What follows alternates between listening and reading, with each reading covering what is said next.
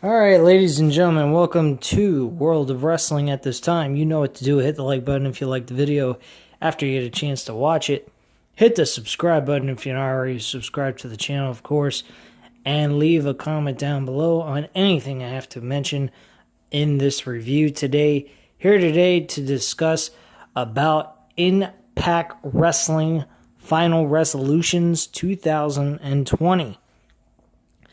What are my thoughts, you may ask? My thoughts is real simple.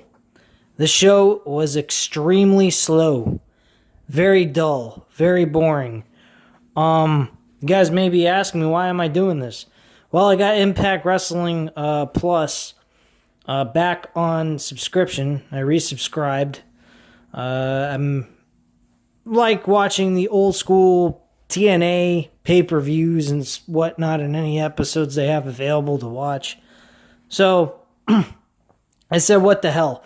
Let me review and watch this modern day version of Impact Wrestling, which I did, and I was not extremely impressed. I was pretty satisfied with the main event, which was the Impact World Championship with Rich Swann versus Chris Bay, which was really a decent matchup overall. I enjoyed that matchup. The rest of the matches were pretty damn slow and pretty dull and boring. So let me go into it with you guys. We also had the AEW World Champion Kenny Omega make a second appearance at an Impact Wrestling show, so I will go over that. Tommy Dreamer opened the show up with Larry D from the Triple XL tag team. And Tommy Dreamer defeated Larry D in an old schools match, which is basically a hardcore match, as usual for good old Tommy Dreamer. Again, Tommy Dreamer having another hardcore matchup. Nothing unique about this guy. This guy is one-dimensional. Nothing very satisfying about it. I give it a 2 out of 5 stars. Tommy Dreamer wins this match in an average Joe matchup. Nothing special here. Havoc and Navaya defeated the Sea Stars, which is by the names of Ashley Vox and Demi Oxo. Some shit like that. Bullshit match. Never even really paid attention to it. Give it a 1.5 out of 5 stars. Tennille Dashwood and Caleb with a K. I don't know why they fucking state it like that, but whatever. Defeated Alicia and Eddie Edwards. Alicia and Eddie Edwards are actually married to each other. And this was an intergender tag team matchup. This match was average at best. I'm giving it a 2 out of 5 stars. This was not all that exciting either. Sami Callihan at the end of the match, beating the shit out of Eddie Edwards. Once again, it seems like they've ignited that rivalry between those two. So that's basically what's going on with that. I really have not been paying attention to the modern day storylines of Impact Wrestling, so please don't get at me because of that. But yeah, Eddie Edwards and Sami Callihan, they fought each other 2 years ago, and I will admit they had some really good matches, so I won't be against the idea of reigniting this rivalry again and see where this goes and see if it actually becomes really entertaining to watch again like it did the first time. Next match after that was Hernandez defeating Fallah Bahh in a singles match with Kiera Hogan, as a special guest referee, and Tasha Steelz as the special guest ring announcer. And this was a bullshit matchup. I'm giving it 1 out of 5 stars. This was a bullshit match, really crappy. Very boring. Fallah Bahh was portraying an idiot, as usual. And he lost this matchup. Eric Young defeated Rhino in a singles match. This match was actually rather decent. 3 out of 5 stars I'm giving him. He does have a new person with him. His name's Joe Doring, which I don't know who the fuck he is, but Eric Young and Rhino did a very good job in this matchup. Good action here. Unfortunately, there was a little bit of a screw job finish, and Eric Young won the matchup overall. Manik versus Raja Heat for the X Division Championship. Raja Heat, being the X Division champion, lost to Manik. And Manik is actually TJP. And TJP was told he would not be allowed to actually show up for this matchup at all. This was an open challenge for the X Division title, and it ended up being Manik, which is TJP. Didn't make a lot of sense to me. That is kind of a drawback towards this match. I mean, you can clearly see the tattoos that was all over Manik's arms, clearly identifying that that's TJP. Matchup, though, overall was really good. 3.5 out of 5 stars. Solid ending. Roll-up pin, though, I didn't particularly like. That's only because we see it too much in WWE. WWE has really killed that fucking roll-up pin, making it really shitty to watch in matches, making it very weak. That's my opinion on that. But overall, not a bad match. 3.5 out of 5 stars. Solid matchup overall. Deonna Purrazzo defeated Rosemary to defend her Impact Knockouts Championship. 3 out of 5 stars, I'm going to say. Not bad. Not great either. Kind of in the middle. Just average. Wasn't too shabby. Carl Anderson defeated Ethan Page. The North is no longer existing. It looks like Jason... What's his fucking name? Oh, Josh. I'm sorry. Josh Alexander, not Jason. Josh Alexander is fed up of Ethan Page. Ethan Page is promising all the crew members, acting as if there's fans in the arena, which clearly there was not. He was saying, hey, we're going to get this fixed. No worries. Don't worry. He had this look of concern, and he seemed a little bit concerned about Josh Alexander not wanting to be partners with him anymore over the loss to Carl Anderson. Now, speaking of Kenny Omega, there was 2 segments that took place. One with Don Callis backstage by the tour bus, and he was interviewed, asked why are they here if he's not going to be involved or anything, and he says he's not going to get involved in any of the matches on the program here tonight. So she asks him, why is he here then if he's not going to be involved in any of the matches? Well, later on in the show, we actually see Carl Anderson before his matchup, and we're seeing a reunion of the Bullet Club somewhat, because Doc Gallows is not there on account of a minor injury that is taking him out of action for 46 weeks.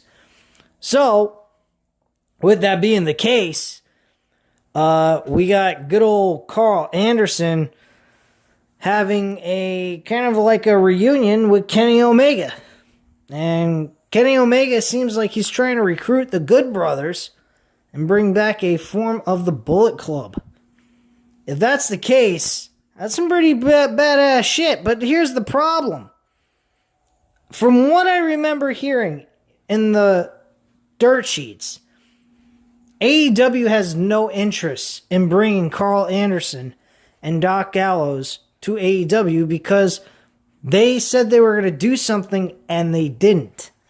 Which makes it hard for people to want to do business with someone that would do something like that. One minute they say they're going to join AEW at the initial formation of AEW, and then all of a sudden they change their minds at the last minute because Triple H talked them out of leaving WWE. So, with that being said, that really kind of makes things hard for AEW to actually want to do business with them at that point. Now it's looking like that's different. I don't know why. It should be interesting to see what's going on here.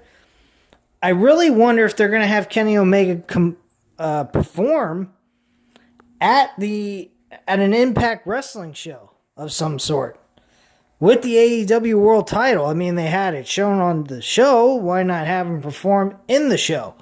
That'd be pretty fucking interesting to see an AEW superstar performing in an Impact Wrestling ring. So that would definitely be different, but not really giving a flying fuck if it happens. So Carl Anderson defeated Ethan Page. This matchup, I'd say, was a 3. It was okay. It wasn't terrible, but it wasn't that great either. Rich Swann and Chris Bay. Got to admit, Chris Bay is a very good wrestler. He performed at a very high level. And I honestly feel that he is definitely a future Impact World Champion. This guy is pretty fucking good. These guys performed very well together. And I was not disappointed with these two guys. Rich Swann defended and defeated his opponent and retained his Impact World Championship against Chris Bay. Despite the loss, Chris Bay looked good in defeat. So, at the end of the matchup, though, Moose, who is claiming himself to be the TNA World Heavyweight Champion, and that title being the superior belt of Impact Wrestling, which technically that's where Impact Wrestling came from, TNA. So, I mean, TNA Impact was what this show originally was called on Spike TV. So it makes sense. So it looks like Moose, the TNA World Champion, may eventually do a unification match with the Impact World Champion, Rich Swann. Now, I would be okay if they renamed it TNA again, because I liked it when it was Total Nonstop Action. Not that changing the name is going to do anything for the product itself, but seeing them use that title again as their for their premier championship, the main event title, I think that would be good, because the Impact World title looks like garbage. I don't even like that belt. I like TNA's World Championship that they had and the one before it back in 2008 to 2010. That title was really a cool belt. But it is what it is, I guess. Overall, the show was pretty fucking dull for 2.5 hours. So, nothing really special happened here. It was just a normal, casual, light show that was on for Impact Plus members, subscribers, to watch and actually view. So, it wasn't a bad show, but it wasn't all that great either. I mean, it was nothing to go crazy over. So that's pretty much the show in a nutshell. Nothing special. By the way, speaking of a pay-per-view I am interested in watching, which I have membership to, it's called Ring of Honor Club. And they are having on December 18th the Ring of Honor, or ROH, Final Battle pay-per-view for 2020. I will definitely be catching that this Friday, possibly, or Saturday, and then just review it Saturday night or Friday night, depending on which day I decide to do it, based on the time that I have, because I may be busy cleaning up the house and whatnot, and doing whatever I normally do on a Friday, which is pretty much a pain in the ass and nothing fun there.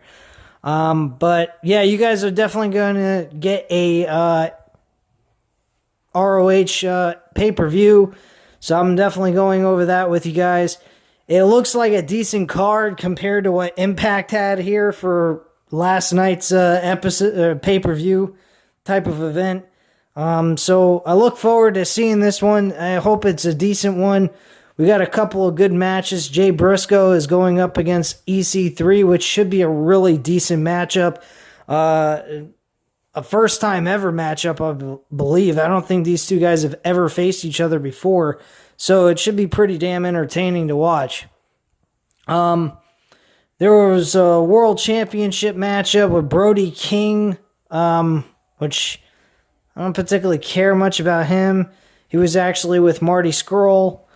So he's competing for the world title against Rush. He's a Spanish wrestler. He's pretty good, but as world champion, I'm not really impressed with him. And there's some other good matches that are going to occur on this show. So I'm going to definitely tune into it, tell you guys what my thoughts were on it, and hopefully it turns out to be a really good event. So keep an eye out for that. SmackDown I'm not going to be doing. I'm not going to be doing a Raw. I'll do a Raw review tomorrow, but SmackDown I'm definitely not doing on account of the fact of Ring of Honor. And NXT I really have not gotten a chance to watch. So if I haven't been uploading videos, that's the reason why. For that reason, I just haven't had a chance to check out anything on NXT, and really NXT has not been all that entertaining anyway. So it's not a big deal. WWE's main roster stuff, of course, same difference. Nothing entertaining. It's been really... I'm really trying to get into the independent wrestling scene again. There's not a whole lot going on since this pandemic situation has occurred. So it's kind of hard to review other promotions since there's not really a whole lot of activity going on at one time. So... that's pretty much it, guys. At this time, you know what to do. Hit the like button if you like the video. Hit the subscribe button if you're not already subscribed to the channel. And, of course, leave a comment down below, and I'll definitely get back to you on that. And I thank you very much for watching, and have a great night, guys. Bye.